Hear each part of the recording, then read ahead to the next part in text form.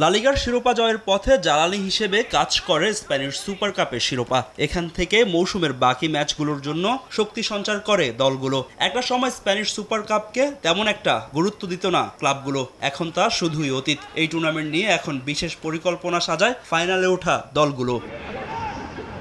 Super কাপের final যে কতটা গুরুত্বপূর্ণ তা টের পাওয়া যায় ফাইনালের আগে রিয়াল শিবিরে কিলিয়ান এমবাপ্পের যোগদানে। ইনজুরি থেকে পুরোপুরি সেরে না উঠলেও নিজেদের গুরুত্বপূর্ণ খেলোয়াড়কে স্কোয়াডে রাখতে চায় লস ব্লাঙ্কোস। যদিও শুরুর একাদশে তার সুযোগ পাওয়া খুবই ক্ষীণ, নামতে পারেন সুপার সাব হিসেবে।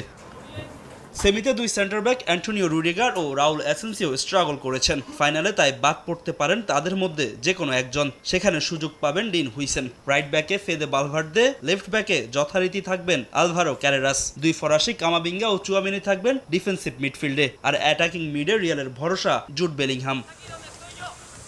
ফর্মে না থাকলেও লেফট উইংয়ে জায়গা পাকাপোক্ত ভিনিসিয়াস জুনিয়রের। আর রাইট উইংয়ে সুযোগ পাবেন ছন্দে থাকা রদ্রিগো। সেমিতে আহামরি পারফর্ম না করলেও এমবাপ্পের অনুপস্থিতিতে শুরুর একাদশে থাকবেন গনজালো গার্সিয়া। আর গোলবারে রিয়ালের অতন্দ্র প্রহরী থিবো কোর্তোয়া।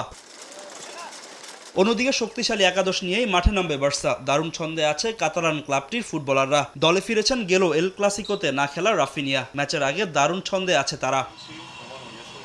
বার্সার ডিফেন্স লাইন ধারাবাহিক। দুই সেন্টার ব্যাক পাও কুবার্সি ও এরিক গার্সিয়া। রাইট ব্যাকে জুলস কুন্দে ও লেফট ব্যাকে অ্যালেক্স বালদেকে নিয়ে গড়া রক্ষণ ভাগ। মিডে ভরসা পেদ্রি ও ডি ইয়ংয়ে। তবে বার্সার শক্তিমত্তার সবচেয়ে বড় জায়গা ফরওয়ার্ড লাইন।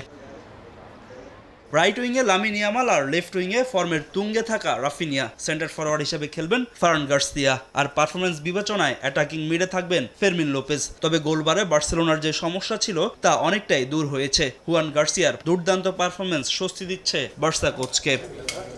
ফাহিম ইসলাম, সময় সংবাদ।